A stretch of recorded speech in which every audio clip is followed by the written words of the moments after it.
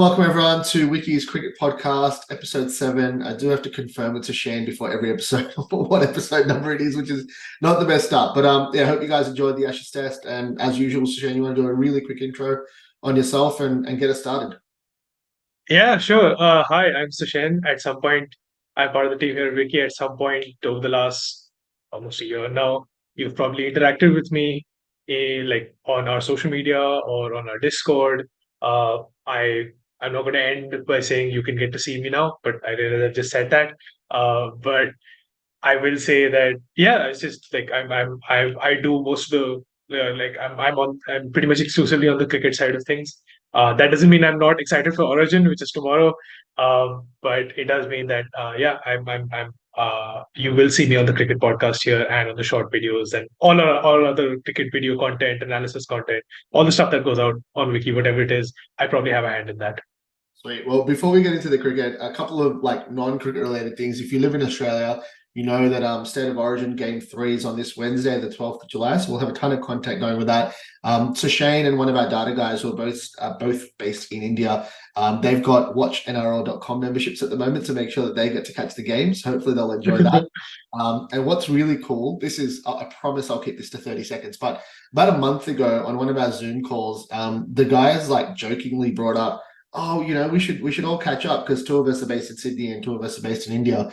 Oh, we should all catch up. We should meet up in like Thailand or a middle point somewhere. And we're a startup. We are not at the point where we should be organizing international trips. But I did say to the guys, you know what? Let's do it. Let's think about doing it. Shouldn't or can't? Well, shouldn't, but will be. So Yeah, can't and therefore shouldn't. Maybe we can put it that way. but we will. So, anyways, long story short, Okay. end of July, in just over 2 weeks from now, we're going to be meeting up. 4 of the team members of Wiki are going to be in Thailand for about a week or so. Aside from trying to do a little bit of work to make sure that we still keep it a well-defined work trip, we'll be. I don't know. I'm pretty sure this was a coincidence, but yeah, we decided to do it. But also, it has lined up perfectly with the 5th Ashes test. So by the time that the 4 of us, the 2 data guys, me and Sushane, by the time the 4 of us meet in Thailand, about 2 or 3 hours after that will be the first ball of the 5th Ashes test. And oh man, you can probably see the smiles on our faces. If the series is too all, I'm getting chills thinking about it. It's going to be freaking epic. I don't know how we're going to watch cricket in Thailand from our hotel. Like we can find a sports bar for sure. We'll figure it out.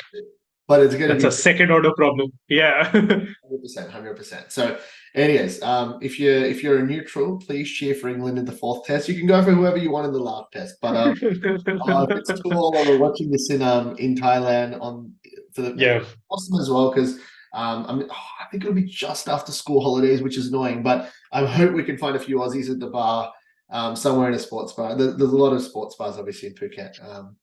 But anyway, gone over the 30 seconds, but I think that was well worth mentioning. You want to get us started? Give us your reaction on the test. Yes, absolutely. So we had the 3rd men's Ashes test at Headingley. That wrapped up a few days ago. We're recording this on the Tuesday as usual, the Tuesday after, and it was so much fun. It was incredible. Just the satisfaction of watching England win. Just like it was a well executed performance. Wood and Woakes were in the team. They were the star players. I think that helped. And it was just so wonderful to watch that like actually England actually coming out on top in a close game in front of like an actually noisy home crowd.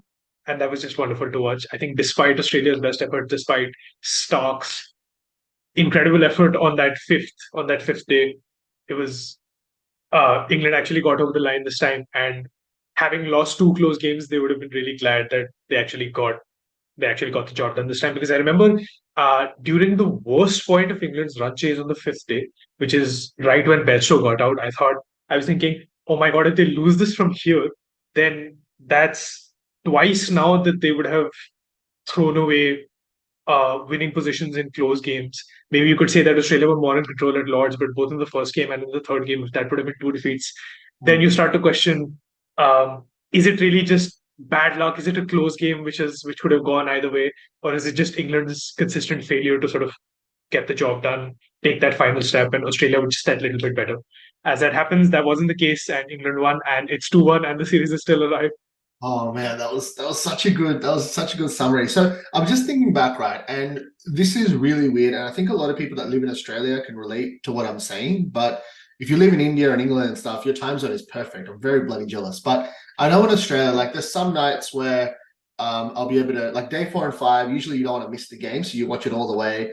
The earlier days, I've usually got something on and I've got it taped and I watch it in the morning and I fast forward through balls or whatever. So like I feel like because of the time zone, the lack of sleep, watching it in different ways and having to watch highlights sometimes, I feel like there's just bits of the series that are all blurring into each other now. It might be a lot to do with the lack of sleep. But like if I think about the three tests, I can obviously remember this game. I can remember when I go back and think about the first game, it's when Cummins and Lyon, was that the first game? Cummins and Lyon, the partnership where it looked like It was. England was going It to was the first game. Lion only played the. Lion only had use of both legs for the first game. Let me put it that way. Hey, come on, you can say that about Stokes as well, right?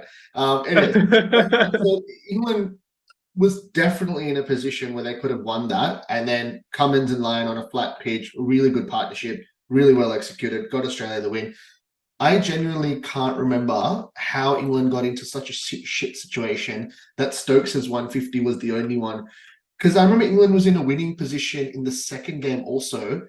Where did it go wrong? Do you remember? Sorry, I'm just blanking. Third morning when they got bounced out by Australia, Oh and my they threw away their God. wickets. Brook and Bairstow, those that That was collapse that was when they should have got a huge lead at 188 for one, but just collapsed. They gave yes. like a 90-run lead or whatever. Yeah, sorry. It was when Lyon got injured, you would think, and England was like Duckett and Yeah. Pope.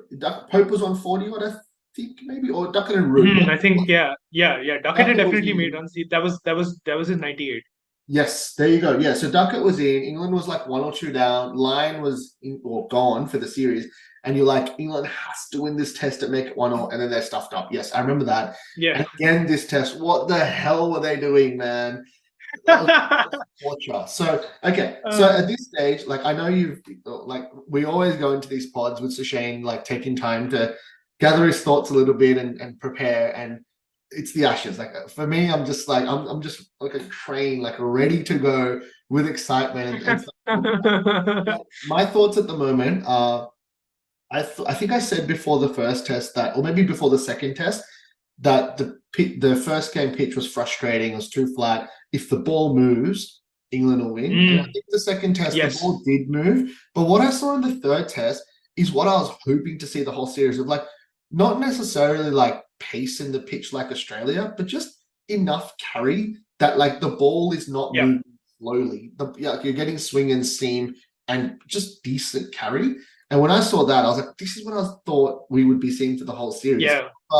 English conditions. And I've always had this theory that like even unless Australia is like at like an all-time peak and or playing at home, I have this theory that Australia generally struggle against spin and pace, especially swing, seam, or spin. Sorry, I said the complete. They're more likely to collapse against. They're quite likely to collapse against these. Yeah, like I think if Australia yeah. plays in India or England, and the pitches are appropriate to those countries, I genuinely thought Australia's batting is really good on paper, but that's when they're going to struggle.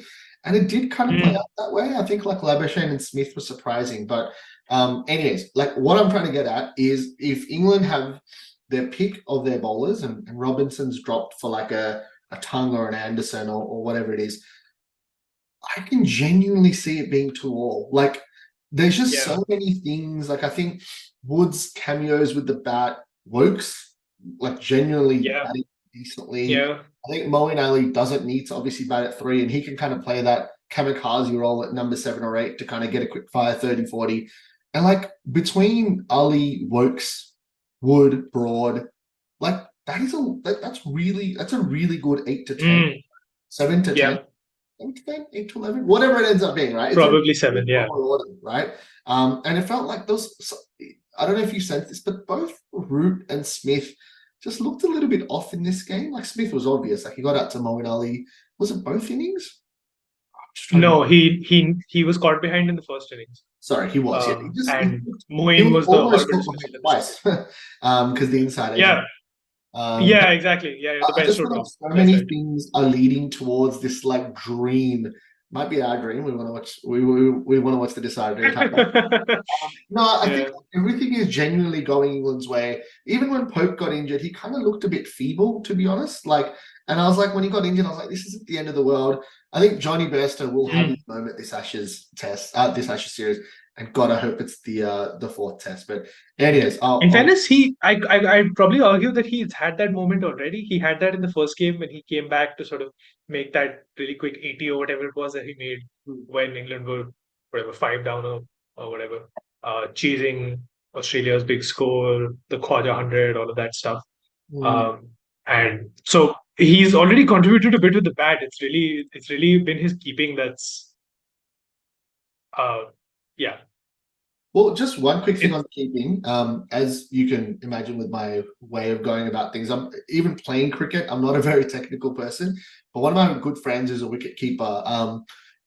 And I've basically never kept in my life. But one thing that I remember him telling me about is like when the ball comes to you, you kind of want like your hips and like your body to move out of the way, so your hands have give.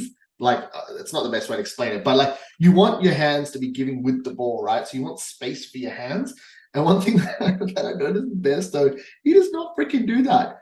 The catch that he finally bloody took, he just awkwardly like lets the ball come to him between his legs, and I'm thinking like, wait a minute, like in fucking like mm, the 15s or whatever the hell it was that I remember the coach teaching us how to catch in the slips or as a keeper.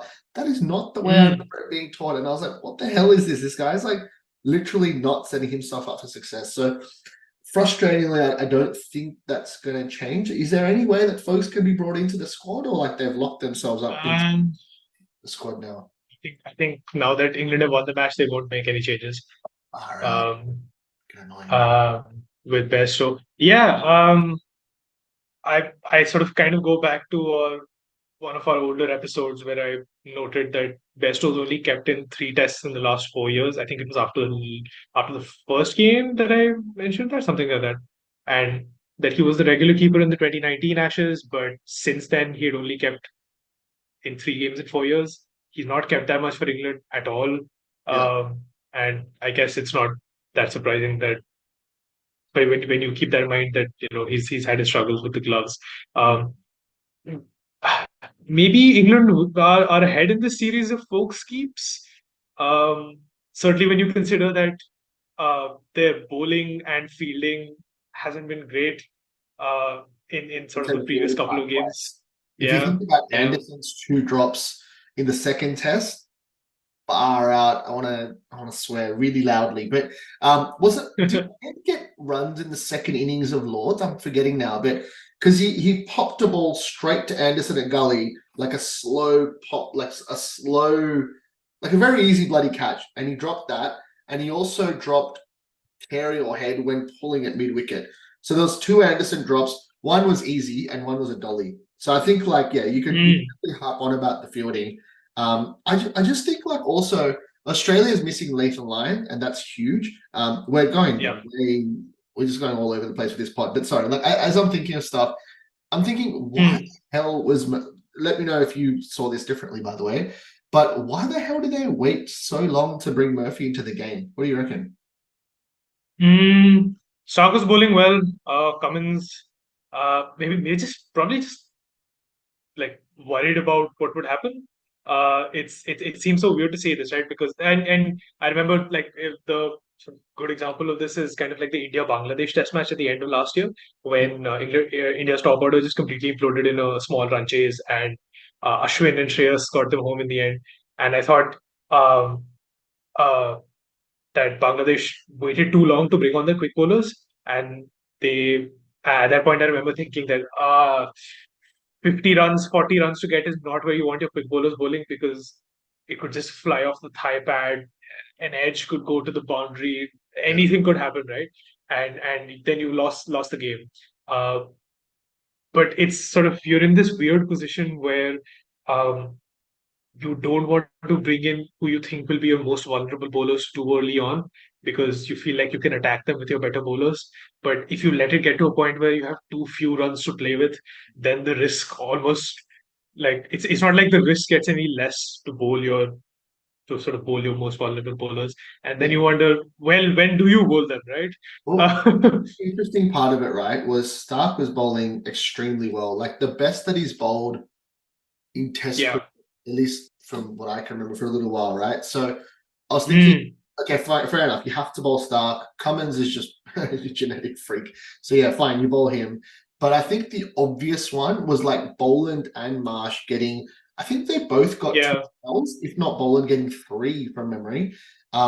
Before Murphy got like an over at the very end with less than 50 runs to go from Mhm. memory. It's just I think the thing with Murphy is that he's not a massive risk. He's not like a Matt Kuhneman. He's not a wrist spinner. Sorry, he's not Matt Kuhneman or a wrist spinner. He's like, I think he's like a relatively accurate height off spinner. And I just thought like there was actually a really good time to sort of give him a crack. I forgot exactly the time now, but somewhere between 100 runs to get and 50 runs to get. And that Mm, obviously, like, even if you bowled like say 3 to 4 overs, that's like a break that you're getting into your quicks. And like it's easy to say with hindsight with Boland, given that his figures are now quite disappointing in yeah. the 2 games that he has played. I think he got no wickets in this test as well. But No. I thought Yeah. the thing that makes it like worse is that he will be a spinner for the next 2 games, and you haven't brought him into this Mm, properly in a fourth innings when your spinners expected you to win you the game, right? And the yeah. funny thing is, like, like when who was it? When Nathan Lyon started his career, from memory, Michael Clark was the captain, and I remember thinking Michael Clark was like Warnie's protege, right? The whole attacking cricket, get spinning into the game, all the stuff that Warne used to say on commentary was stuff that Clark would have grown up in his international cricketing career, like hearing Warnie say.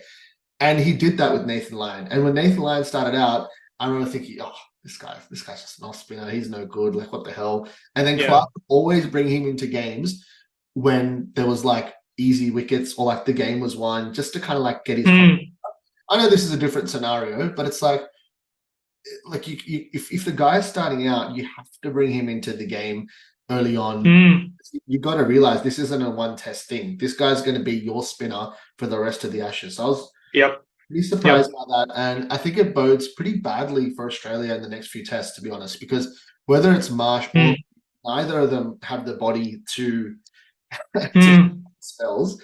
And let's say it's Stark, Cummins, Hazelwood. Yeah, fine. You got 3 guys bowling well in your team. But if England can actually bat to their potential, and I feel like they've shown glimpses, but they haven't kind of brought it all out together all at the same time, right? But if mm, one of those top 3 getting a 50, if you get Root getting an 80, 100 plus score, if Stokes or Bairstow go off, and then that tail of like an Ali, Woakes, and one of Broad would go off, right? would. Like you're Yeah. looking at like a 450, 500 score in quick. Mm, And if you don't trust Murphy, or if Murphy kind of is asked to bowl up against like a rampaging Brook and Stokes, just imagine that. Imagine if England are forced mm. first or whatever, That would and be even worse for his confidence, right? they're going full That's Bazball, and that's when Murphy gets brought on. But anyways, I'll stop. Sorry, but yeah, very. yeah. Yeah, no, I thought that was a pretty good point about how he's not your spinner for just this game. He's your spinner for the remaining 3 games, and that's how you need to think about it. Um, uh, it's Australia got away in the second test without Nathan Lyon. In the sort of second innings of that they got the job done there. But I think that was always a worry going heading into the rest of the series that okay, maybe you can get away with it for a 1 game, 1 innings, maybe like a game and a half, which is what Lords and Headingley might have been. But how will you go over 3 games, over 2 games, over 3 games?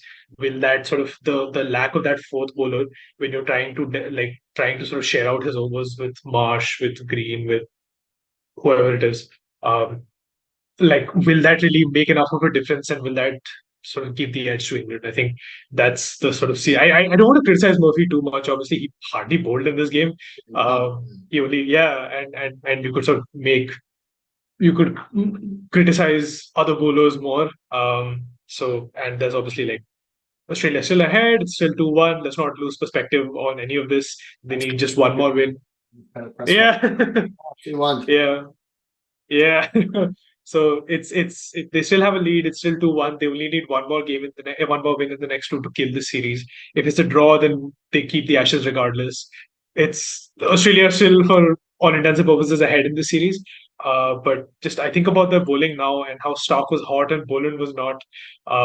And I think this is something that I remember you mentioned. Sort of, I kind of had a work call at the start of my day yesterday, and you sort of brought this up as one of the first things that, look at the remaining two tests. There's 9 days until from between the end of the Headingley test and the beginning of Manchester, and then there's 4 days between Manchester and the Oval. So with the series technically still alive, England now have a very serious question to answer about Mark Wood.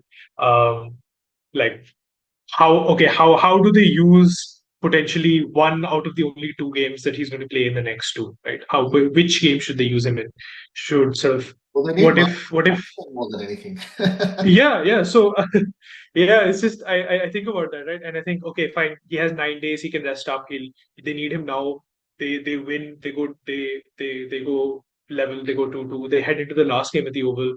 But then you're like, it's only 4 days, but we can win the Ashes here. Should we play Mark Wood? And then suddenly you're You kind of got it. thinking about, Yeah, I think like there's there's a couple of things that England did, like going into this series, right? It's like, yeah, if you go for Australia or England, obviously you want your team to win. But I think for most fans that like are either just fans of cricket or don't lean really heavily one way, like you really did want to see a close series, and the memories of we're 05, getting that. those memories or whatever, right? Yeah. Um, and I think like a couple of things that really, there's a lot of things that England have done poorly because they could have won all three games, right? And then they've definitely done a few things poorly. Yep. The couple of things that really impressed me in this test is, or sorry, on day 5, is that Moeen Ali coming out at number 3. And at the time, I thought the reason I liked it is A, a left-hander got out, you're replacing with a left-hander. B, I thought whether it is a way of like a defensive ploy to just getting batting 5-10 overs to delay when Brook and then Root come in potentially. I like that. Is it an attacking ploy to go Bazball and have a bit of a slog? I also like that in a relatively small chase or achievable chase. And then it turns out that he failed, and it turns out that in the presser after, they said that he came up to McCullum the night before or the morning of and said, "Hey, can I go next in? I want to do this." I want Yeah. to impact the game." And I think that's huge for multiple reasons, right? A, your number 3 is not there. It's not like he said it when Pope was in there and wanted to go above the number 3, right? So A, he had the guts to feel that way. B, he's in like a dressing room where he feels comfortable enough to say it to the coach. And C, coach and captain say yes to that. And then one thing I didn't think of, I think he literally only faced about 7 balls. So let's just say he was in there for 2 or 3 overs or whatever, right? But it did mean that Root was in slightly later, and that obviously Brook got 5. And guess who impacted the game the most for England, right? So Yep. that's huge. The other thing, and I have forgotten exactly what my point was, but I think the other thing was the tail. Like I think, and like it's hard to call it a tail now, but the way that Woakes batted, the way that Wood batted in both games, I think I forgot if it was Stokes. I think Stokes said this about Wood, but just saying how clear he was about his batting. How many times do you hear that about like a number 10? You know, Yeah. really well because he was clear in what he wanted to do. And as an Indian cricket fan, if I could give the same amount of clarity to Mohammad Shami, that would be amazing. But it doesn't happen, right? Hey, Shami's made a match-winning 50 in a test win in England, so let's not talk him too much. He's done a few good things. But anyways, like I think there's a Yep. couple of signs there that England had their shit together. And I think I'll let you do the talking here, but one of your points to discuss was Bazball. Is it working or is it not? Yes.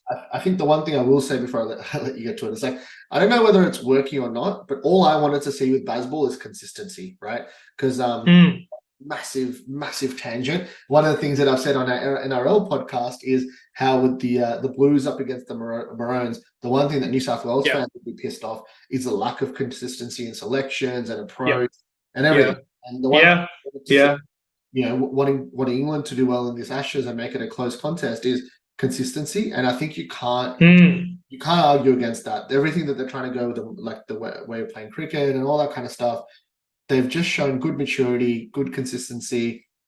They mm, kept to their guns after 2 losses, and that's all I yep, want to see. Anyways, what do you reckon about yep.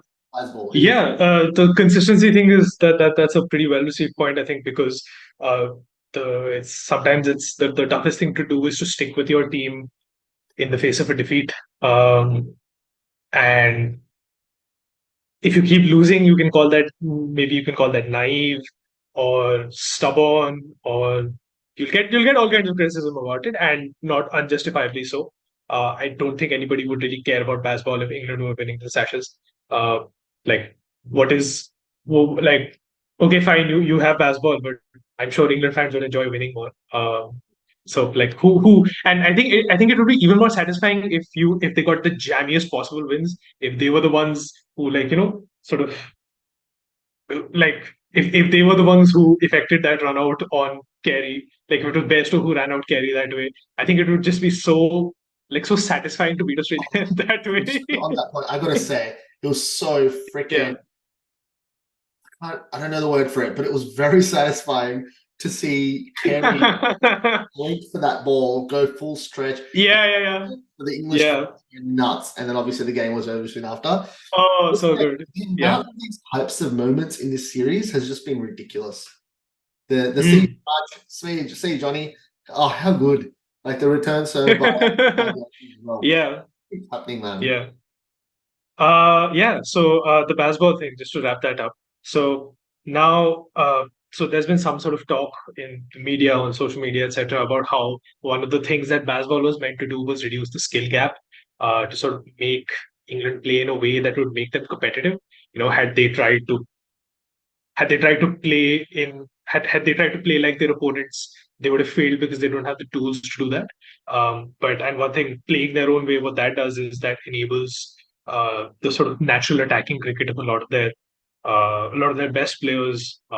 Brook is kind of like the pilot example of that, right? He's the a broken ducket, in fact. So in fact, the biggest names in the side um, aren't sort of like the sort of like the biggest ideological achievements of baseball, right? It's actually it's not Root and Stokes, it's actually Brook and Duckett, and we saw that with Duckett and Lords, and with Brooks sort of really, really vital attacking innings in a fourth innings run chase, just in front of his home crowd, just Yeah. stroking away those cover drives. It was just Can I just ask a wonderful to question watch. on that?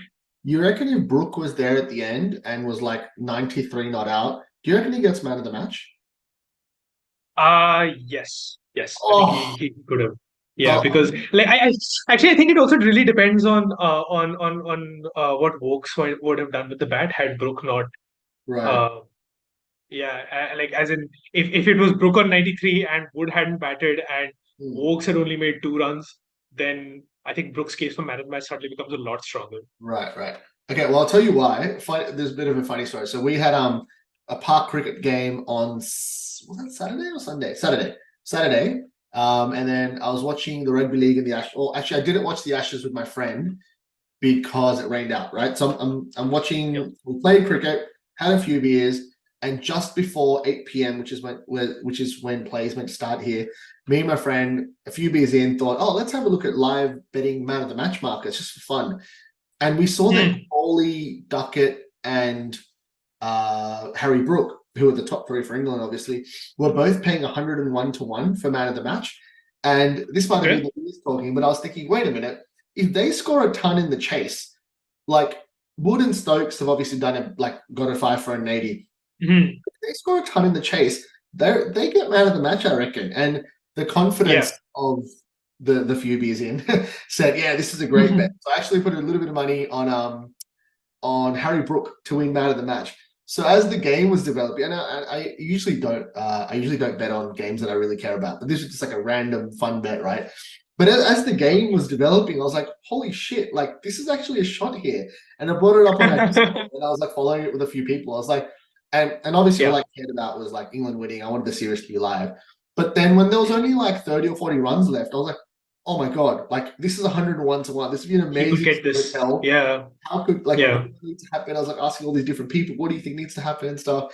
And obviously when Brook got out, that killed it. But I legitimately Mm, he got 90, 95 not out, and Works only got like mm, 25 or something. I reckon they would have had to mm. Brook. Yeah. Yeah, no, that's it, right? Because at the time that they came, so Woakes and Brook was the biggest stand of that innings.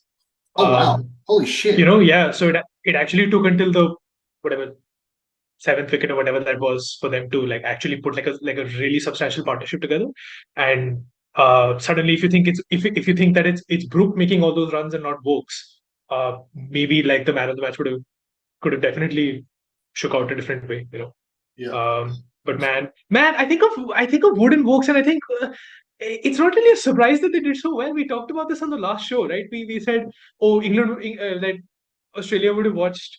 Oh, sorry, England would have watched Australia struggle against the short ball. They bring in Mark Wood, right? And I just want to see Mark Wood bowl against Yeah. that Australian team. I want to see Tongue and Wood bowl like from either end. Just Oh imagine if my you give him a few God. overs, and Imagine. you know, like, and we talked about how Wookes coming in at number 8 is just perfect because he strengthens up the batting, and it's just like it was good to watch, but it was almost kind of not really a surprise to see England do well when their two best like cricketers came into the team.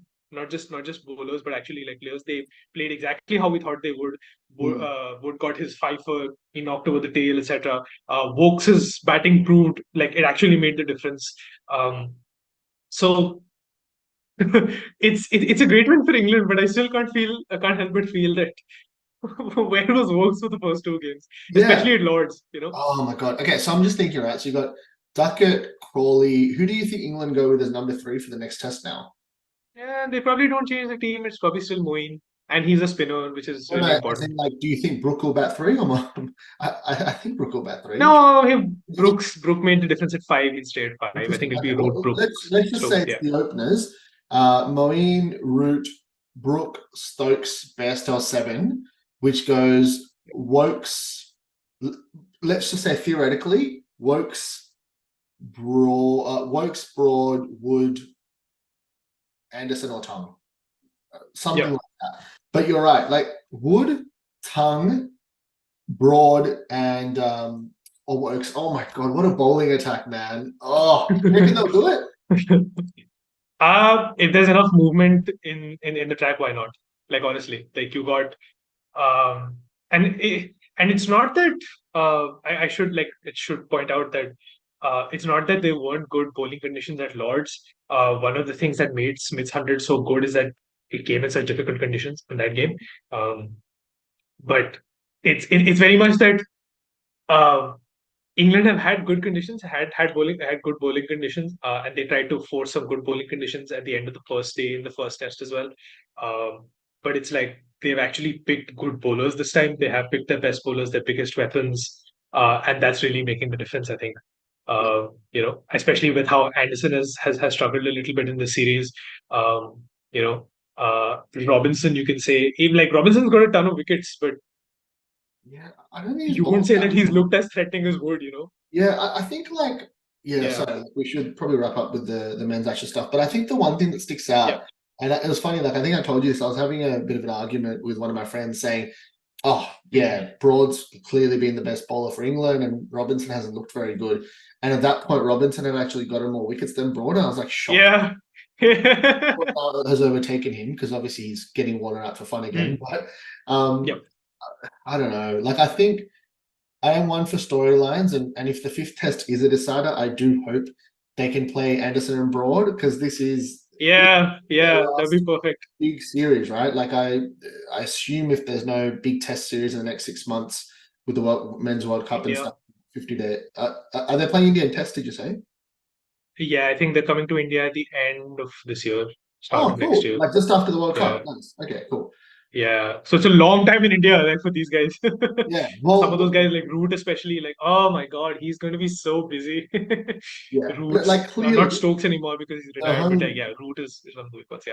the home Both. Ashes is a part of their legacy, and like yeah, Broad might have a couple of years more in him, but you'd think Anderson wouldn't. But anyways, it's just gonna be such Don't a. doubt him. When Don't doubt Anderson. is it next Wednesday or Thursday? The next test? It's 9 days from the end of the last test, which would have been the 10th, which was I think the 19th of July. So a week from Wednesday, a week from tomorrow.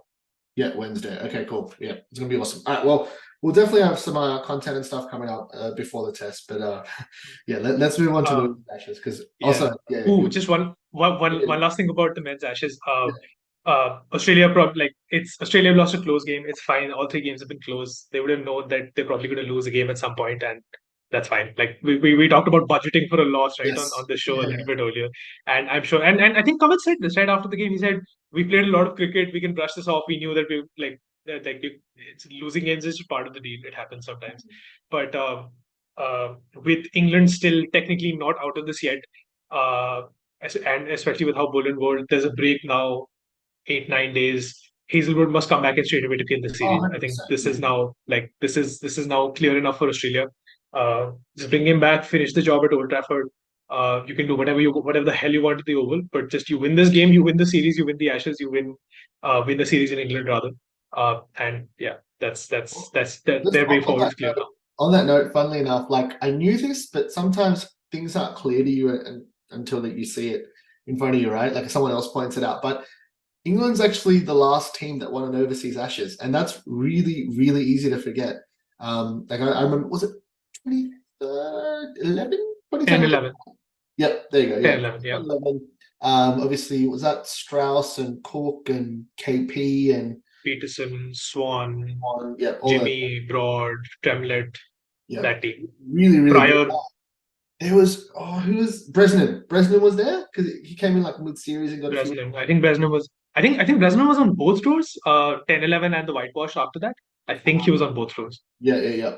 But anyways, that was obviously a really good team. But it was actually 10 years Mm, before that, 2001. So 22 years Australia hasn't won mm, the Ashes series. So look, I think if Australia can get the job done, and obviously look, they're 2-1 up, so they are still clear favourites for the series. It would be a monumental achievement because this isn't a bad English side. This is not mm. the English sides of the 90s. This is a good side with like really good momentum that have shown, like they're not mentally defeated like they often are in Australia and stuff. So I think if Australia can wrap it up, it'll be well deserved. They'll be the clear, best team in the world, all that kind of stuff. But anyways, Mm. let's move on to the women's Yes. Ashes. The only thing that I haven't been able to watch it. It's actually horrendous times with the white ball stuff Mm. in England for us, but I have seen the English women have beaten the Aussies in the T20 series. Tell us all about it. Yes. Yes. So there's been, as often happens with this podcast, because we record once a week, there's usually only one game that happens between the episodes. One game that happens in the women's Ashes between our episodes, between the times we sit down to record. Yeah, England won. It was a pretty big win. They played Australia at Lords. It was a rain affected game, but they chased their DLS target to win, and they won the T20s 2-1. So it's obviously like an overarching sort of series, right? It's the women's Ashes, which is this multi-format series, but each individual formats is games. Those are sort of like these mini storylines in themselves. And England have done it. They've actually beaten Australia, the world champions who just won the World Cup, Yeah, and they beat them 2-1, deserved wins.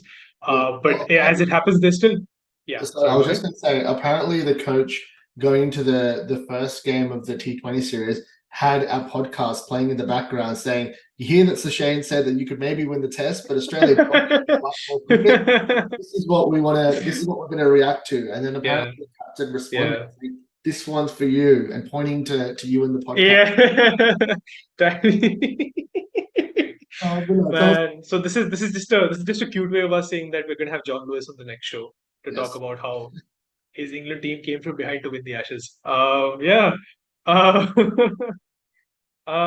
It would, yeah, so it's I would it's just say and very, very quickly, sorry, just on that note, it's extremely unlikely. But imagine if the England men's and women's team win both Ashes series coming from behind. That oh my God. Can we just get the open top bus parade for that? Like that would be yeah, a so good. virtual one with like Wiki logos. Oh, I'd Yes. love that so much. Yeah. Yeah. So, as huge as that win in the T20s is, England are still behind on points in the Ashes. Um, Australia still ahead 6-4. It really just comes back down to that only test match at Trent Bridge. Like we talked about after that game, we talked about how important that is and how 4 points is just so much. And I said, I think in one of the, I think I said in that episode that just whatever happens, England won't beat Australia by that much. And that prediction is in a bit of danger right now, but it is still kind of true that it is still true that despite beating Australia in two consecutive games, England probably need to win all three one-dayers, which start tomorrow. So the first one starts tomorrow.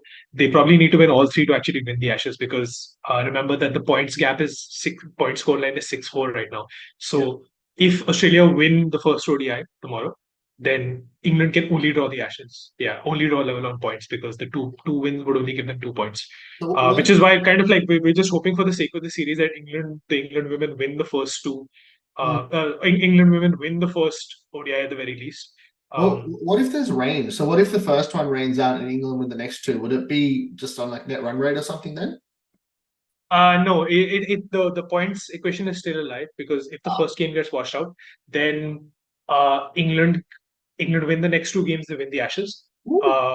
But if Australia win one of them, then they win the Yeah. Ashes. So So all the ODIs essentially, are like, worth. England can't lose any Yeah, game, and if one, yeah, that's pretty yeah. cool. They like with yeah, like without rain, I think England will have to beat Australia in all three one days, which is just it's very difficult right now. Come on, But it's still like you're wrong yeah, again. still like yeah. Well, what about the Uh, standouts? Like who's done well for England in the win? Yeah, so that's going to be my next point. Still an excellent win at Lords. Honestly, for me, Alice Capsey was the standout at number 4. We talked about her briefly in the last episode. She made 46 of 23, struck at 200 at number 4, came out and absolutely bossed at run chase. It was actually Capsey and she won player of the match as well. So it was actually Capsey who got the run equation down to less than a run a ball, and then from there, even though England lost a couple of late wickets, they weren't going to lose it from there. They weren't going to lose it from like 7 runs required of 10 or whatever that was by the end.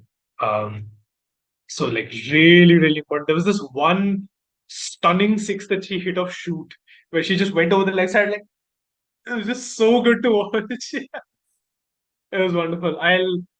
Maybe I'll put a link at the down there part if you're watching on YouTube to that six. It was just wonderful, and um, it's just so good to see that England are just they're playing such aggressive cricket. Danny Wyatt's sort of little cameo up top was just so important, and I mentioned that just packing the team with so many intent merchants in the first 3-4 battles that really helps England, and this is the proof of that approach working. Right, it's Australia who put up a good total.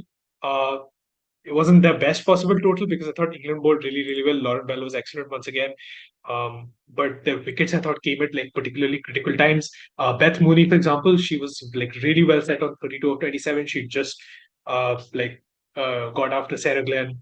And it's just it was that classic Beth Mooney like settled approach, right? Okay, she's 32 of 27. She's hit a bunch of boundaries. Okay, this is going to be a big one. This is going to be one of those classic Beth Mooney 60, 65, 70 run innings.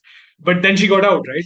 And we've talked about how Beth Mooney tends to accelerate in her innings, but she got out right before, like right as she was looking like she was going to sort of, really get into a groove. So the timing of that wicket plus the Perry wicket, I thought later in the game was just so important because Grace Harris did her bit at the end, but you think about Annabelle Sutherland at the other end. It's not really to criticize Sutherland or anything, but Hmm. she made 3 or 4, and one wonders what would have happened had it been Harrison Perry at the end, not Harrison Sutherland.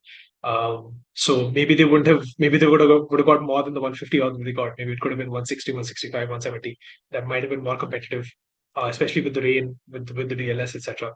So England's bowling was really good because the wickets came at critical times. Capsey was really good with the bat, and yeah, England still have a chance. Ooh, But can I just ask it's like, looking difficult, but they have a chance. yeah, Yeah. well, I was just saying, looking forward, yeah, it's gonna have to be the highlights. And when I think about what time these games are, it's gonna have to be the highlight. Oh, actually, if they're late, One days will start earlier in the day. Yeah. isn't it oh, right, yeah, okay, I get you now. Sorry, yeah. But anyway, sorry. What I was gonna say was what England need to do to try to win these one days. Like in terms of strategy, obviously they've won in the T20s, 2-1, sorry, in the T20s, which is awesome. how does the women's one day game go in terms of strategy? Like, do England just need to do the same thing for longer, or is it a bit different? Um, if they can replicate their bowling performance, I think they're in with a shout. They've got Lauren. You might remember Lauren Filer, who played in the Test match. It's her. Izzy Wong's in the squad, so they might be going for like a pace-heavy approach, like really sort of like bowl heat at the Australians. Uh, that would actually be really. That would be really cool to watch if they they went like all in on pace. They've also got Lauren Bell in the squad, obviously Kate Cross. Yeah. But if they can sort of like, and I've said this, I don't remember if I said it on this show or on another show that I've been a part of in a different life, another life, but um, like I'm really a fan of like batting Danny White at the top of the order in one day cricket. Mm. It's Beaumont is back in the squad. She's obviously going to be there, but White can give you those fast starts. And I think I remember like this is a stat that it's probably like a couple of years out of date now, but in the time since the 2017 World Cup until about the summer of 2021 at least, there were only three English women who batted in the top three who struck it above 80. Was it 80 or 80 or 85? I think it was 80 in one days for England batting in the top three. Those three were Sarah Taylor, who's not in the picture anymore. It was Amy Jones, who did really well against Sri Lanka, I think, but struggled a lot more against Australia and that number three spot. And the third was Danny Wyatt, and like whatever you can say about Wyatt is really well suited to batting at the end. I know Adam Collins is from the final word, someone who's made this point before, but I feel like her batting at the top, getting those fast starts is really important, especially if Alyssa Healy gets going, because they will need every one of those quick runs if Healy's just on one of her days. So I think a fast start is really important. Capsey in the one day squad, just keep the scoring rate up at various points in the innings, at the top, in the middle. They finally have the batting towards the back end. They have Dunkley, they have Eccleston, they have Glenn, they have Wong. Like everybody can swing. So they have the firepower, I think, to match Australia. It's just like, can they get fast starts to keep pace in the run chase, or whether they bat first? That could be really important. Well, I think by the time that we do our next one of these, it'll be. We'll see. We'll either do it sort of just before the fourth test, or we've obviously got a couple of guests that are keen to do this with us, and I think I'll end up doing that next week. So whatever. I think the next time we do this, we'll know the result of the women's Ashes, and we will 100% be doing an episode before the last test. And God, I hope it's too old. Very quickly, I know we've done this a couple of times, but let's put ourselves on the line here a little bit. What is your prediction for the men's Ashes now that it is 2-1 Australia at the moment? 3-2 Australia. Oh, 3-2 Australia. Yeah, I'm I'm going to say I realize I'm tempting fate, but I'm going to say it. I think they're too far ahead to bottle this now. I think they're too far ahead to choke and throw this result away. I'm very keen to sort of come back to this episode a couple of weeks from now, clip this bit out and throw it out across socials. Yeah. Sort of.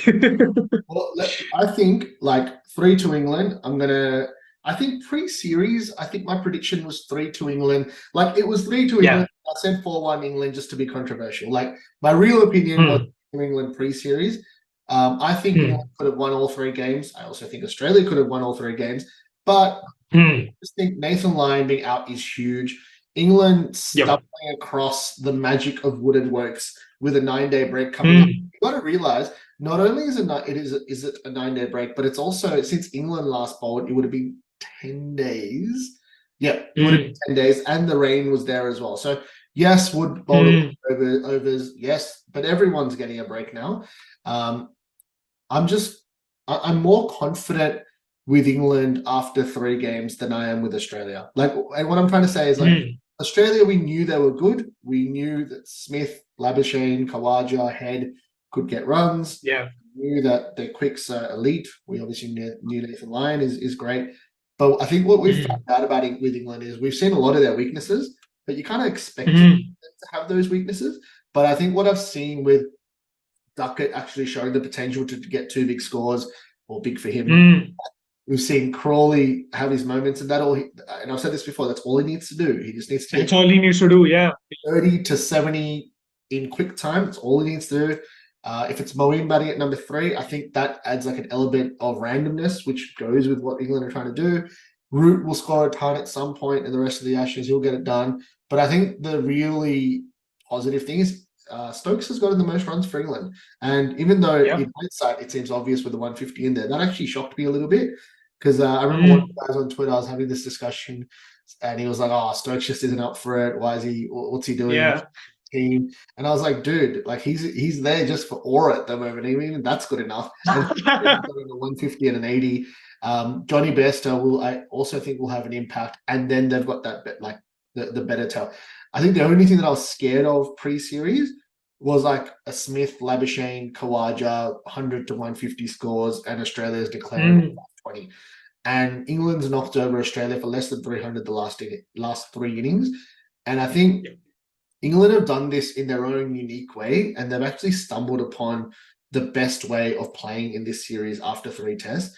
And it's very easy to say, obviously, like I completely can understand why you're saying 3 to Australia, and that is still more likely. I'm not saying 3 to England is the most likely. I'm not silly, but I'm going all in on this hype train. I've been on the whole time, and I got to say, it was the second test loss was really crushing. But yeah. 3 to England, and I think it would be just like this win, where you'll have different characters pop up at different times. It won't be that classic Root getting 100 and Broad rolling through Australia. I think we'll have like Moeen Ali's 2 wickets. We didn't even speak about that, and that was huge. The Marsh 100. There's a lot we haven't talked about. Yeah, there's so many. Like this podcast could go 3 hours if we discussed everything, but just like I think, yeah, it's funny with Cummins, like. You almost can't say anything bad about the guy. He's just perfect. He's a perfect human. But the Australian public, the Australian media, they're getting antsy. And they got antsy in the second test with his tactics. And now that Australia's lost, they're getting really, really antsy. And Warner as well, pressure's building on him. If you remember before this, in our first episode, I said Warner won't make it till the 4th test. And because they've actually lost the 3rd test, maybe there'll be a change. No, I don't think there will be. But they will be. Tell me if you can remember this. So in the good inning, he's had one really good innings, like a 60 or a 70 in the first or the second. 66. Yeah, 66. Did he get dropped early in that innings? Did he get dropped? I can't remember now. No. Okay. Well, in one of his innings, he got dropped, but I think he only got like a 20 in that innings. But, and yes. Yep. So it'll be really interesting. We can definitely clip this up. I'm going 3 to England after the second test. Okay. To Australia. We'll definitely clip this up in a couple of weeks' time. We'll talk about this entirely, whichever way it goes, I'm sure. Yep. Awesome. All right. Thanks, guys. We'll as usual, sorry, I will just say, if you're listening to the very end, Google Wicky Linktree. You'll find our podcast on here. If you do follow other sports and fantasy and betting and all things cricket and rugby league, you can find everything on there for free. Check it out. Follow our socials, and we'll catch you soon.